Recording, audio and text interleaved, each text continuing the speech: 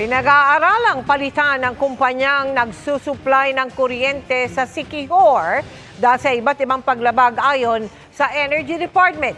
Posible ring mag-utos ng refund. Nakatutok si Marie Zumali. Sa kanyang State of the Nation address mismo, binatikos ni Pangulong Bongbong Marcos ang Generation Company at Electric Cooperative na nagsusupply ng kuryente sa Siquijor na nakaranas ng malawakang brownout kamakailan. Hindi ko palalampasin ang nangyari kamakailan sa Siquijor. Dahil sa malawakang brownout, napilitan pang magdeklara ng state of calamity sa lalawigan. Ang Siquijor Island Power Corporation o SIPCOR ang pribadong generation company na nagsusupply ng kuryente sa isla. Sabi ng Department of Energy, base sa kanilang investigasyon, marami na raw itong paglabag sa kasunduan.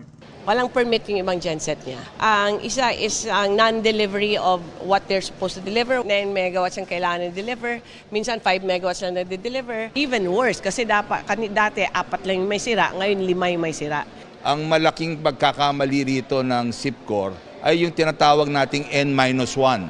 They should have a reserve generator para kapag magpe-periodic maintenance ang kanilang mga genset, meron tatakbo para pantakip dun sa habang mini-maintain or chine-check up. Wala silang ganon. Dahil dito, sabi ng National Electrification Administration, isinasaalang-alang nila ang pagpapalit ng power providers sa lugar. We will be sending engineers from the University of the Philippines to evaluate the viability of whether or not the plant can still continue to perform the obligations. And if we are not convinced that they can still continue according to the provisions of the contract, and that's the time that the government will step in.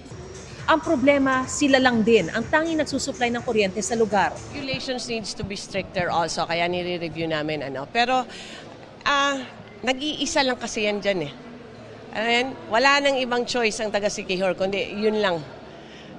If you remove SIPCOR there, they won't have power at all.